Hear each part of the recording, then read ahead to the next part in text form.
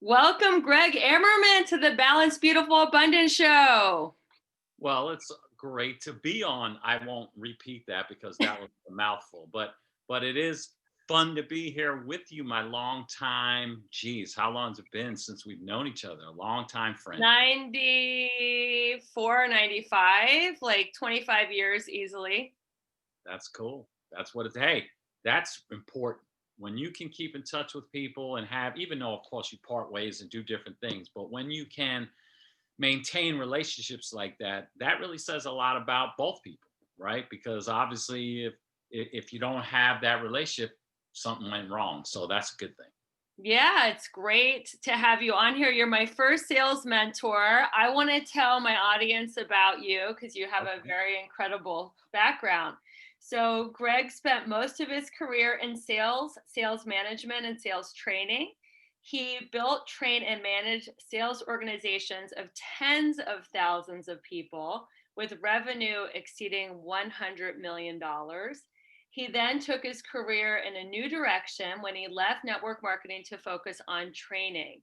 His trainings have helped companies, people significantly increase their revenue, productivity, and success. And as of April of 2020, just a few months ago, Greg helped launch a new industry called alternative incentive marketing. It's called the Feel Great Company. And the Feel Great Company provides high quality products that help people feel great at home, in health, body, mind, finances, and life. So I'm very excited to get into this, Greg. And this is a question I always wanted to ask you even 25 years ago. So I'm excited to ask you now. So, what made you leave being a social worker? Because I know you started off as a social worker and you decided to switch into the network marketing industry in your 20s. So I know you love helping people, you have a psychology degree. What made you shift gears like that in your 20s? Well, first of all, sitting here listening to all those kind words is appreciated. First of all, but a little for me, hearing all that is like always a little I don't know, not necessarily awkward, but makes me blush a little bit because I'm not a kind of like none of that stuff matters, and it's kind of why I became a social worker. I love helping people and love making a difference in people's lives, and that's what matters first. And I've been fortunate to be able to make money helping people, which is cool. But that's kind of what led to the change. There were two things. One is always loved, of course, I coached kids coming up. I was a camp counselor and did all that kind of stuff. And when I was a social worker, I had this big vision of this huge difference I was going to make. And the reality is, what I found is that I was making a big difference, but in a very small amount of people's lives. And I wanted to do something way bigger. I wanted it to be, a lot more impactful. And then the second thing is, you probably know this, Rebecca, being a social worker is not a very high paying career. So I kind of always make the joke is I was helping the less fortunate and rapidly becoming one. So, I said, man, there has to be a better way that I can impact people's lives and yet still earn more money to be able to live a good quality of life for myself. And this is what I thought of, and anybody could think this, right? There's three ways to make money. You can make money hurting people. Some people do that. Some people produce things that hurt people or have a service that hurts people. Some people make money doing nothing for people. It doesn't necessarily hurt them, but it doesn't really help them. And then you can make money helping people and making a difference in people's lives. So when I saw the network marketing industry, I didn't know about the network marketing industry. I didn't understand it, what it meant. I sat in a room, I listened to a presentation. And the thing that intrigued me the most is, in order to really be successful, you have to help other people become successful. So to me, I was like, this is it, because I love helping people. I've got to help others succeed. In other words, I'm not making money stepping on people. I'm helping people. I'm making money lifting people up. I'm helping people, and therefore I'm helping myself. So that's the short answer to how it all came about. I just needed a change, and God led me to a great place to find that change. And you started out of your mom's basement selling water filtration, right? That's where it all started? Well, it's a little bit more than that, but I ended up having to go that route because, and that's one of the greatest lessons I learned. I didn't even realize that I was doing it, which was being persistent and being consistent. You know, I would tell anybody, Rebecca, those are the keys. The key is if you want to be successful at anything, you have to be extremely persistent and extremely consistent. You know, everybody's heard of Starbucks today. You know, you go into a Starbucks, grab a cup of coffee, sit down, hang out with people. Well, not so much right now with what's going on with Yeah. COVID, but you know what I mean. And the reality is, Starbucks was around for a long time and nobody knew about it. It was because they were persistent in what they believed in and they were consistent in what they believed in. And Mhm. when you do those things, you get results. So when I started out, um, I was just doing what everyone else is doing, and I kind of got led astray by some people in the industry, and Mhm. it forced me to have to work in my mom's basement. But I didn't care. I wanted to make it happen, and I was persistent and consistent, and that led me out of there and onto a lot of good fortune. So I'm sure you've gone through a lot of rejection in your sales career. I know a lot of it is a numbers game, and I apologize for my dog barking in the background. But this is real. This is like COVID time. Everyone's at home. It's not a studio.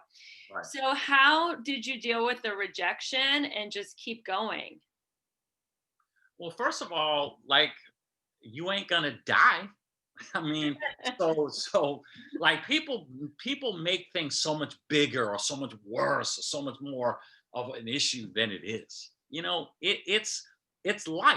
I mean, if you played sports, you couldn't survive in sports if you didn't understand that you weren't going to hit every shot or score every goal or land every punch or whatever it is you did in your sport. So I kind of use baseball as one of my favorite analogies. It's like in baseball, you know you're going to get out most of the time.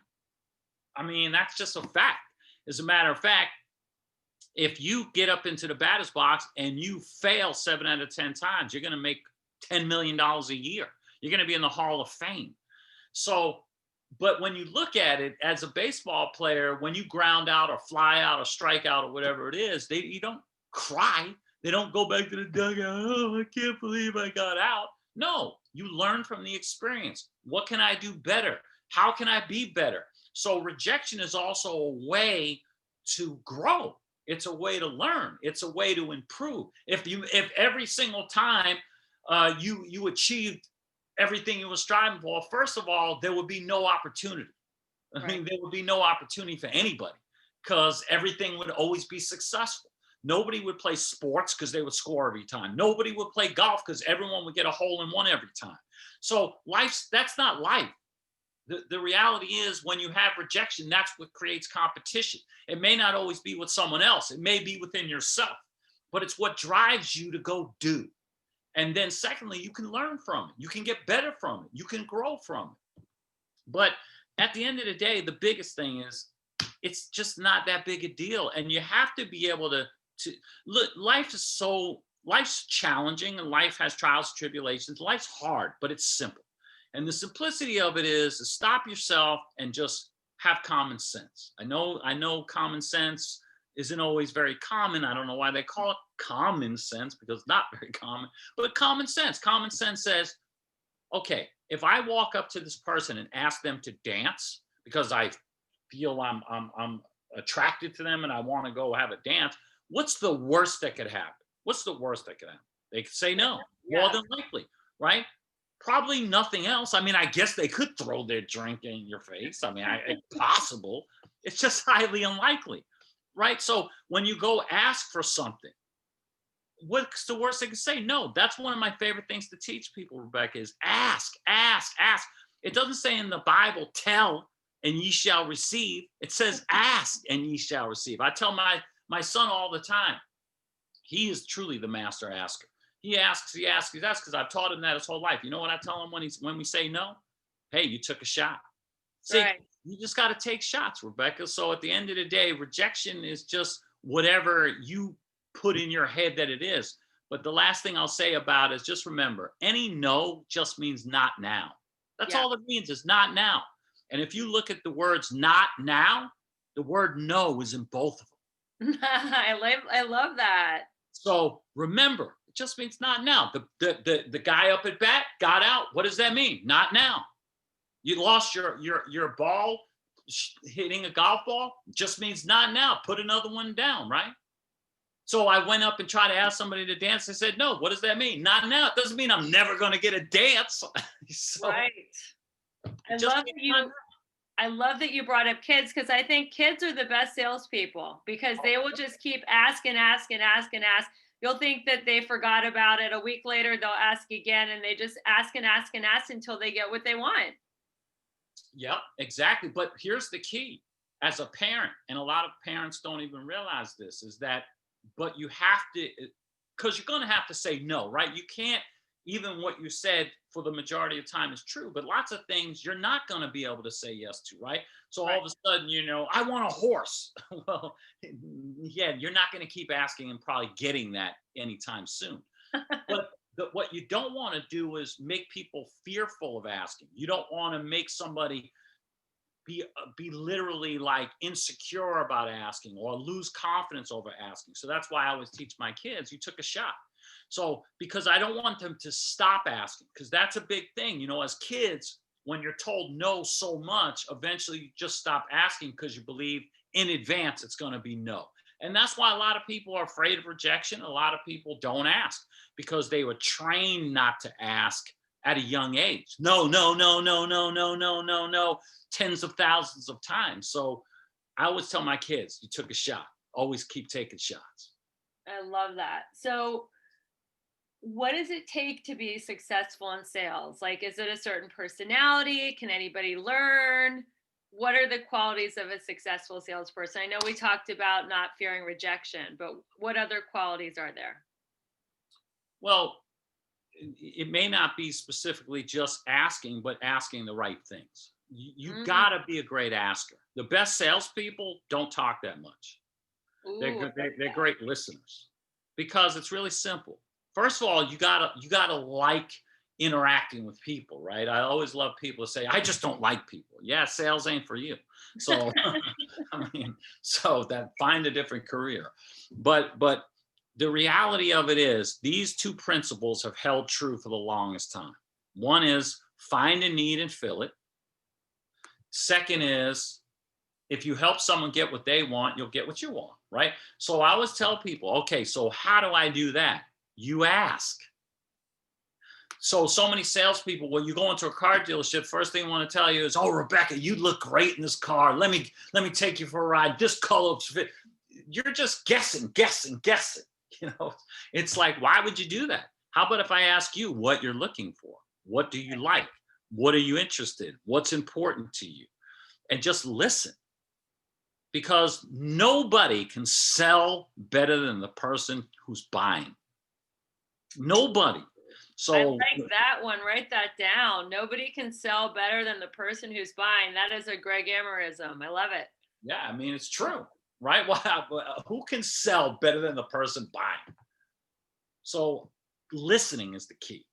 And the second part is it's all about relationships, especially in this day and age. Let me tell you, one of the most things that I tell people in this day and age, in this crazy time we live in, where there's so much just unrest in general, and it seems like it's okay to be mean to somebody or bully somebody or whatever the case might be. Man, be authentic. Hmm. Man, you got to be authentic because people are today, everybody looks with a kind of that eye like, okay, what's the catch? You know, is this person telling me the truth? When there's so many people quick to lie or quick to like authentic, like you can't be fake. You got to be real, real, real.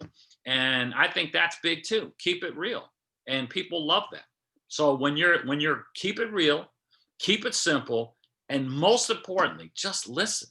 Listen. Give people what they want, and you'll get what you want. I love that. I mean, I think being real and vulnerable is going to help you in any business. And Yep. now what we're doing here on Zoom, this is what primetime news is doing. Like I feel it's a really equal playing field right now. And it's all about being authentic and real and vulnerable. So thank you. I love that. So, what made you decide to leave the direct sales industry and start a training company? Well, I never knew what I was good at. So that's why I kind of floundered. Yes, I was a social worker and I loved it, but I kind of floundered around in terms of what was my real passion, other than knowing my passion was always about I wanted to help people. Mhm. But I didn't know how to do that, like what was the best way to do that. So for me, it was a matter of really, really finding what I was good at. And what I realized is when I was in network marketing, which you had to get up in front of the room, you had to do a lot of presentations, you had to support your people, and you had to help them. So, how can you do that? Well, first of all, make it fun, make it enjoyable, make people laugh. Because when you make people laugh, if you're also providing great content, you're making them think. So, and that's what people will remember. We all know when we went to school, for as long as we did go to school, if it was a really, really boring class and you'd be sitting there and the teacher, you're looking at the clock over the desk, looking like it's going backwards, right? You're like, oh my gosh, can this just end? But whenever you do something that you like and it's fun and you enjoy it, the time goes fast. So I just found like that's what I was good at: being creative, being innovative, being animated, make people laugh. And when you did that, people were attracted to that. And then that's how I was able to build sales organizations. So I got to the point in my career where I said, I'm going to take a break from actually being involved in the network marketing industry. And I'm just going to focus on training people in general. And I got um, quite a few clients, big network marketing companies that would have me to come in and work with them and work with their companies. And I even work with some companies that I ended up, I did a lot of training for, and I ended up building even businesses again. So, but at some point, I even transitioned again from there. But I got into training because I just realized this is what I'm supposed to do. I just found my way, and it's just what I'm good at. There's lots of things I'm not good at. I'm good at this. So you're really good at sales and you're really good at humor in a way. You're a stand-up comic. Were you always funny growing up as a kid, or did you like find your humor as you were doing these presentations for your sales organization? I don't know that I was funny as a kid, but what I was as a kid, my mom would probably appreciate this. She would probably say that I was, this would probably be a nice way of saying it, adventurous.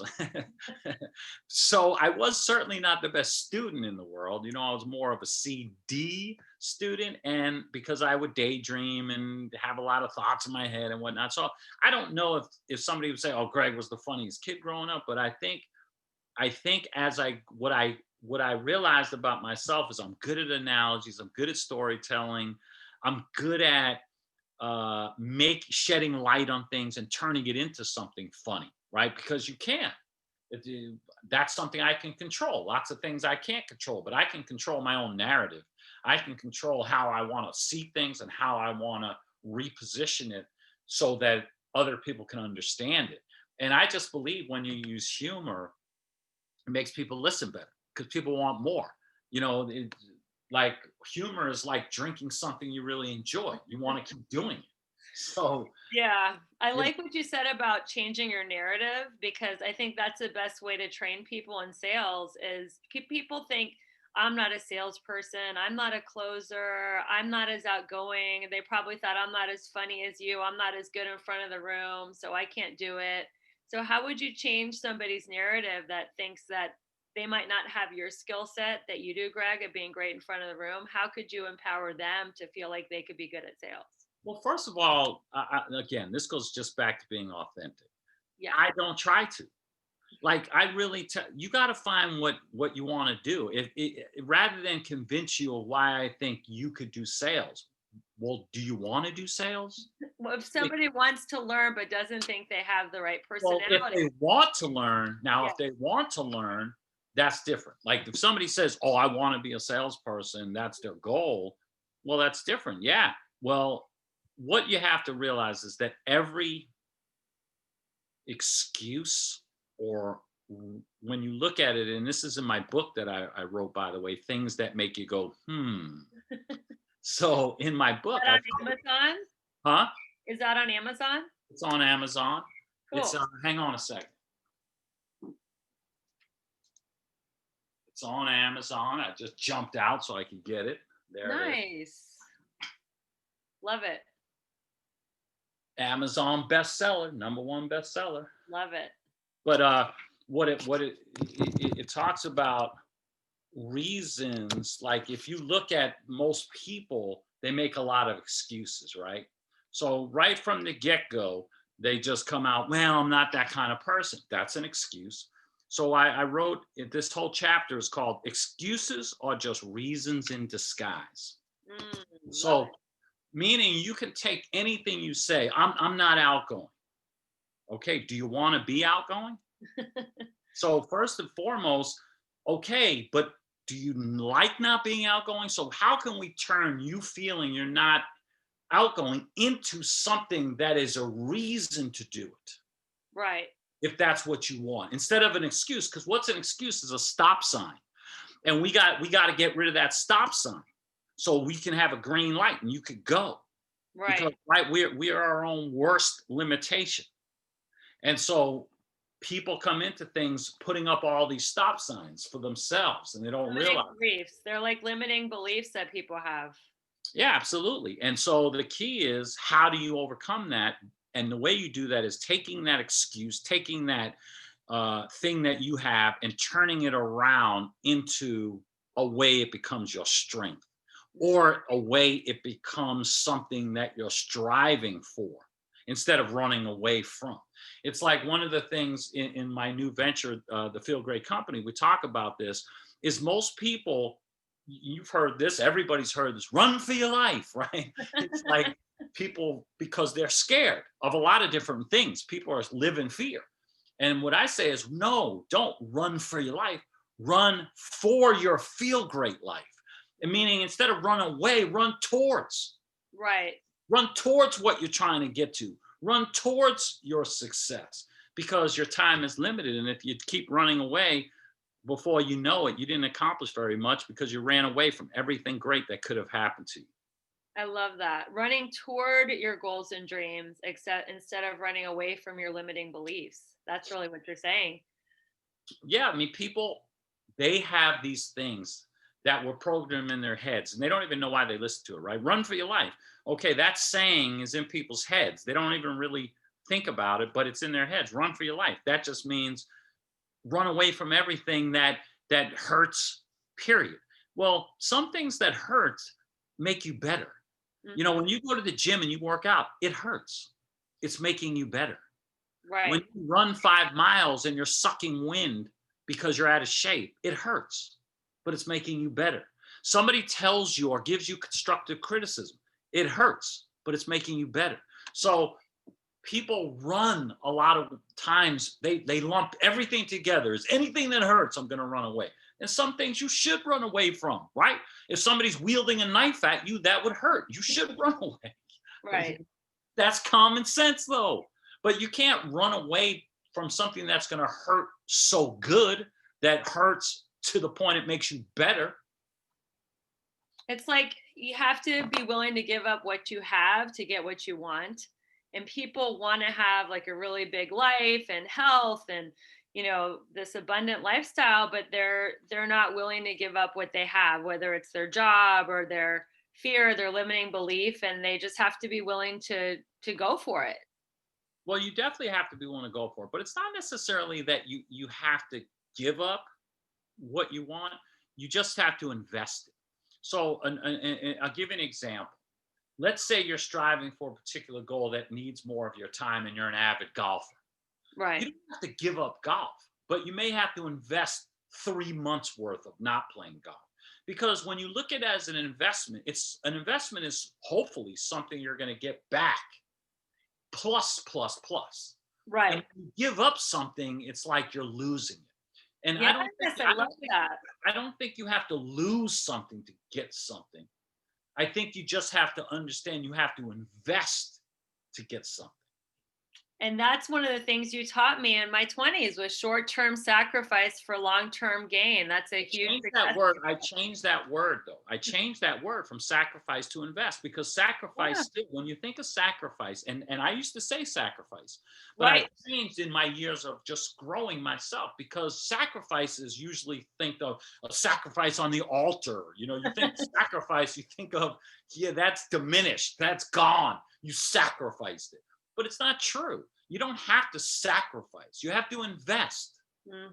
It's different, because Yeah, it's not gone forever. You're investing. I So love that. that's where I made that shift. So I'm curious, do you still receive residuals from any of the MLM distributorships that you built? Yes. That's great. Yeah, it That's is. the goal. Like, Well, but recently, I will say yes, for a period of time I did. However, being again, authentic.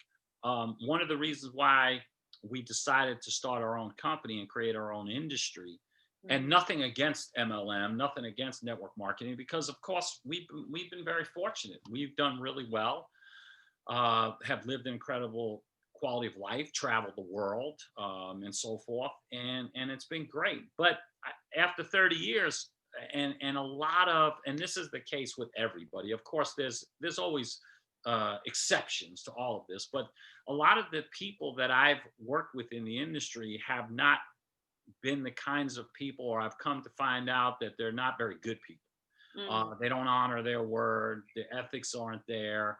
And it got to the point where, man, you would go out and build a company, even companies potentially that do, you know, 50, 60, 80 million dollars a year, that you contribute to that.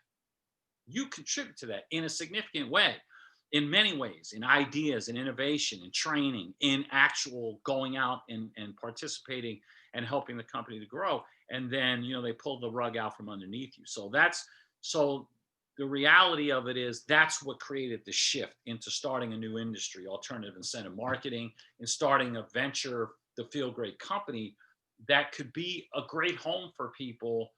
It was different, but it was for people that maybe didn't want to do MLM anymore. So for me, I have nothing against MLM. I love the industry, but I don't want to do it. And so I so, just created something different.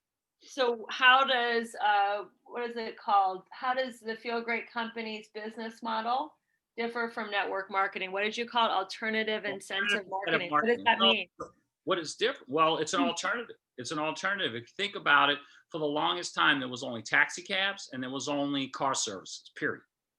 And then somebody came up with the idea and the innovativeness to say, hey, wait a second, with the advent of technology and whatever, let's create Uber and Lyft. So it's still the car business, but they just took it and made something different. Are there still taxi cabs? Sure, there are. Are there still car services? Sure, there are. But now there's this whole other entity that was created. And especially when you think about the gig economy, the gig economy is a big thing. People are looking for multiple gigs. People are looking for freedom, flexibility. People are looking for control. And so that's what alternative incentive marketing is. Alternative incentive marketing is taking away all the hurdles. Here's the reality. If you want to go out and be successful, it's going to take you going out and doing everything it takes to be successful. As a company, we don't want to force you to purchase. We don't want to have you to jump through hoops and titles and qualifications. We don't want to do any of that. We say, hey, we're giving you a game. Here's the game. It's a marathon. And we call it Run for Your Feel Great Life. And here's what we say: run your race at your pace. It's free to sign up. Hey, it's free to sign up. We don't need you to buy in. We don't need you to do that. It's free. Sign up. You don't want to do anything, of course, you're not going to get any results, but that's up to you. Run your race at your pace. So free to sign up, no forced purchasing. You know why you're buying the product? Because you want it.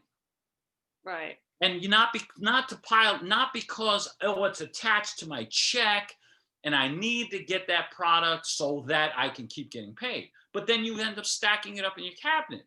Why? Because maybe you're not using it fast enough. Maybe, you take multiple products and you can't use them. So what we say is buy what you want to use. We don't have end of the month. You know what I love about that? I don't have to call a bunch of people at the end of the month. Go, what's your business doing? How's your volume? What? I don't have to do that because there is no end of the month. There's no titles. Is there still recognition? Is there still competition? Is there still acknowledgement? Yes, but it's none of those other things. And what's great about that, there's no pressure. There's no pressure. So if I go out and sign up 100 people, they didn't pay anything. If they did buy something, it's because they wanted to. This way, there's no pressure on me. I don't have to do a three-way call because for what? There's nothing to close. There's no objections. Like, that's the beauty of it. Have objections to buying your product? Like, Do they how have does objections? Not really. I mean, they have questions. Yeah, they may have questions, but a three-way call is not necessary for that. They can go on the website. They can read all the information. They can watch a short video.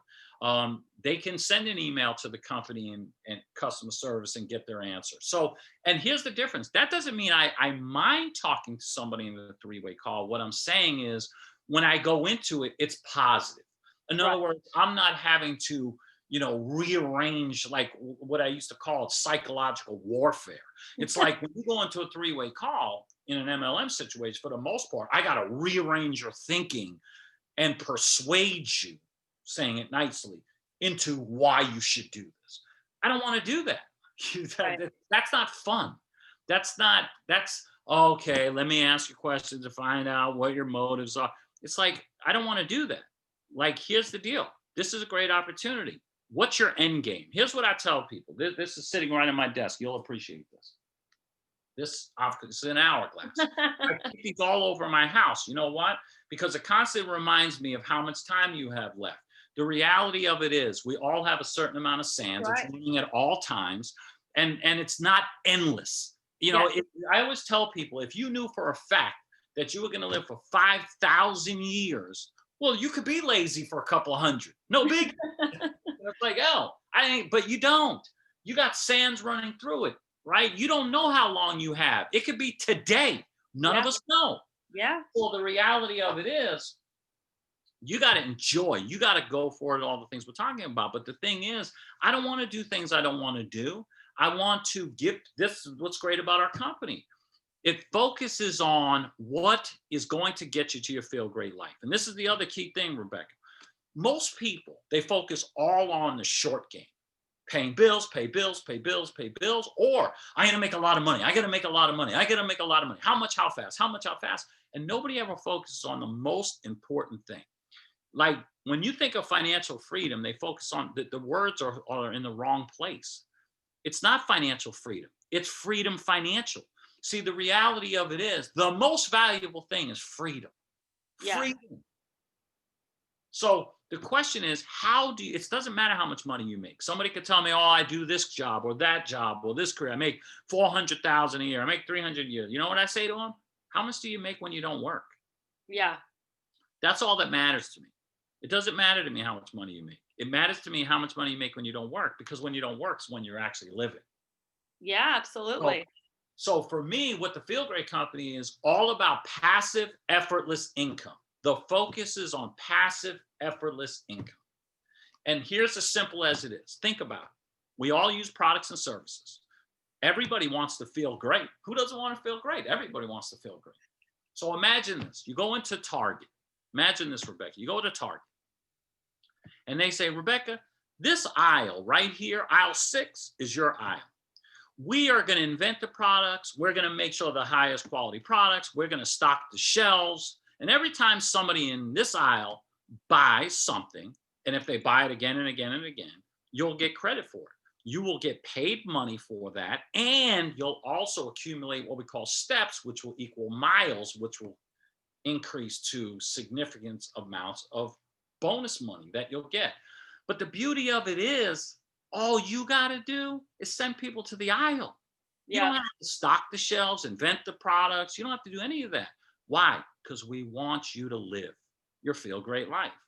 So when that's what it's all about. It's different. It's new. It's a way. It's a way. So many people are like I am, and like some the people that are involved with the Feel Great Company is they're like they just don't want to do that old stuff, and this gives it a much simpler, more fun, less pressure way of earning a passive, effortless income with great products. You see behind me, right?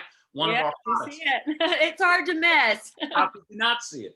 Feel Great H2O. We say, what's in your water? So Feel Great H2O because, oh, it is that good. It tastes great and it's great for you. So that's that. I love that H2O, and I can't wait to get my box in the mail. Of So course.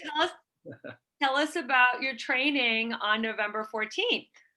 Yep, communication transformation. So it's real simple. Everything is about communication. Everything. Okay. Your identity is how you communicate. You know, how your car looks, that communicates. Your tone of voice communicates. Um, you know, how you dress communicates. Everything you do, your facial expression communicates. Everything communicates. But so that's one thing.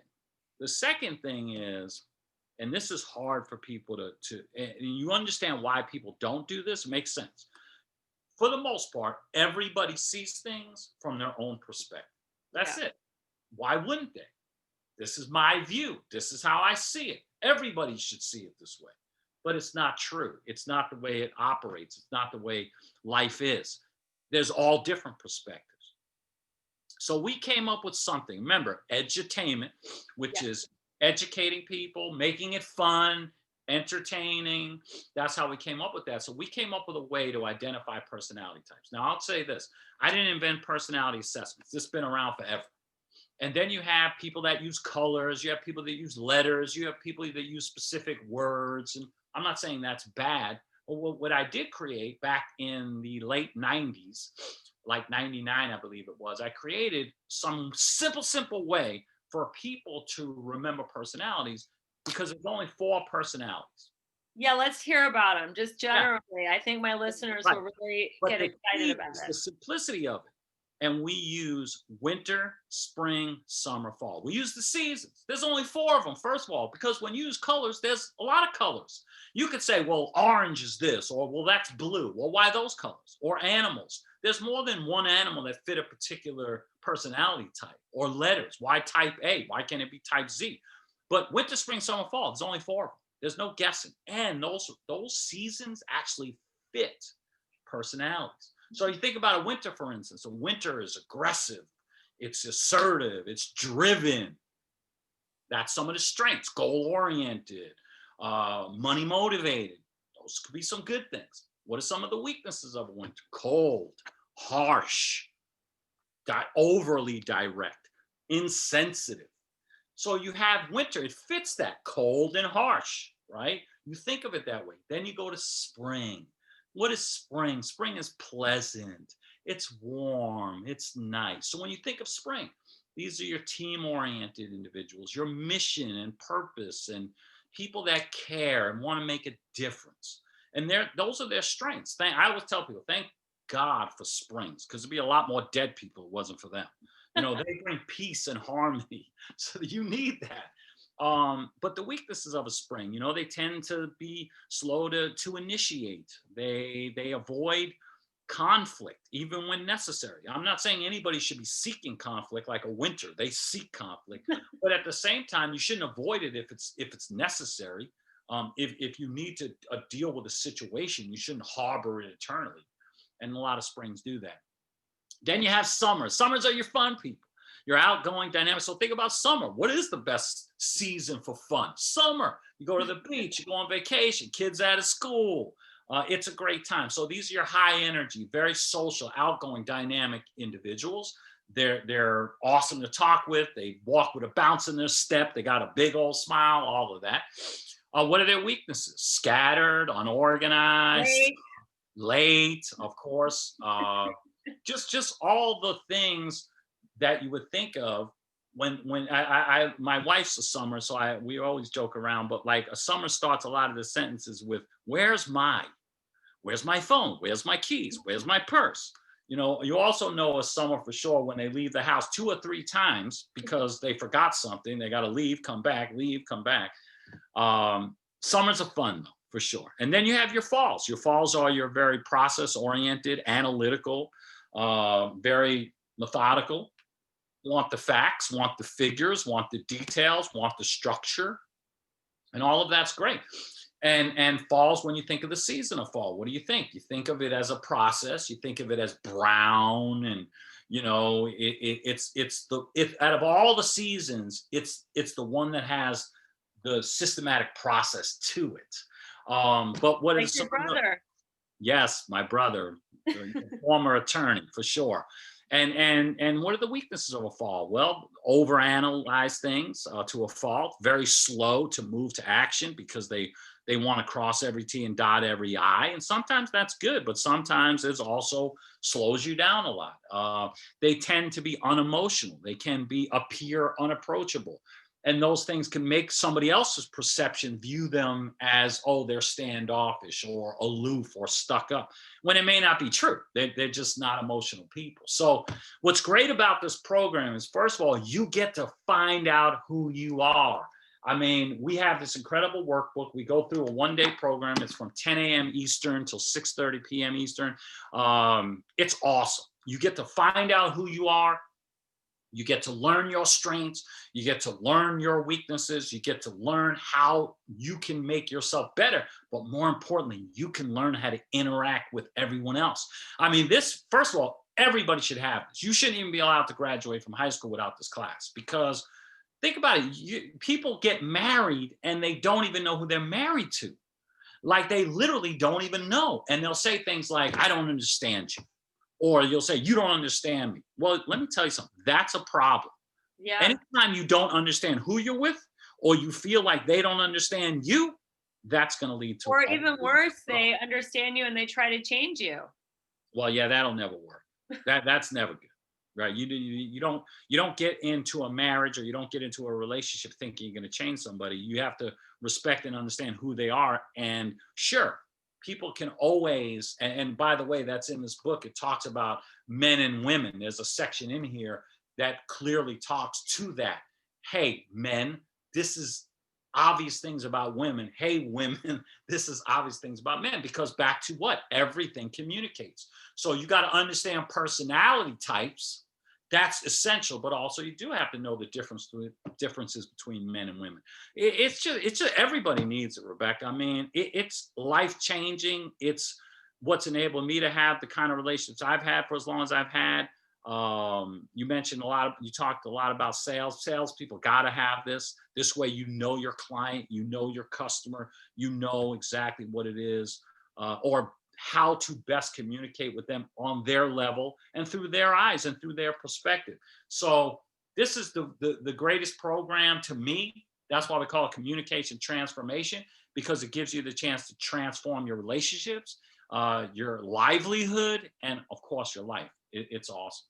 So we have a really exciting announcement. We talked before the podcast, and I asked if you could do anything special for the Balanced, Beautiful, Abundant Show listeners, and tell them what you're offering. So you can come to this program. One of the things you want to do is you want to go to fg.feelgreatcompany.com, fg.feelgreatcompany.com. And then you want to go where it'll say events. And once you click on events, and you'll see trainings will pop up, advanced trainings, and you'll see communication transformation So right there. the listeners, you don't have to join the Feel Great Company. Oh, no. You don't have to be a part of it. He's opening it up to you guys. So you guys can jump in this training and just get all this information for communication, personality type, sales, relationships, and you don't even have to be a part of the Feel Great. Oh, no, it has nothing. Yeah, exactly right. It's generic. This program has nothing to do with the products. It has nothing to do with what we talked about earlier. No, it's generic. It's for anybody from any company, whether it's corporate, whether it's network marketing, whether it's just We have couples that come that just want to better their relationship. Yeah, it's completely generic. And you just go there, and that website that they're going to is just a customer page. It has, they're not going to see anything about a business or anything like that. It's just a customer page that they can register for there. So we will make sure to include the link to that registration page in the show notes. Thank you so much, Gregg. I have learned so much from you, so many of the things that have enabled me to make a six-figure income working part-time, which is the title of my book, and to value time over money and everything else. Because, like you said, time is our most valuable asset. Money, you can make it, you can lose it, you can make it again. But time, you don't know how much you have, and you'll never get it back once you spend it. So that was a great thing that I learned at such a young age, and it informed my lifestyle. So thank you so much for all your teachings, all your mentorship and support. I loved having you as a guest. I'm going to be at that training, brushing up on the 4 personality types. So I'm looking forward to it. And how can people keep in touch with you, Gregg? Well, they can simply email support at feelgreatcompany.com. Support at feelgreatcompany.com. But also, they could go on our Facebook. When they go to that website, fg.feelgreatcompany.com, there at the bottom of that page is all of our links to Facebook and so forth. Okay, so we'll have all those links in the show.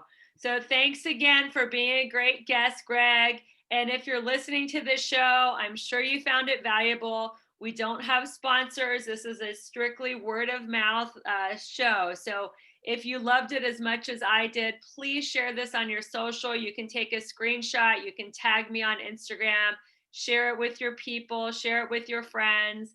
And thank you again for supporting our show, the Balanced, Beautiful, and Abundant Show. And I will see you guys next week with another incredible guest. Thanks for listening, everyone.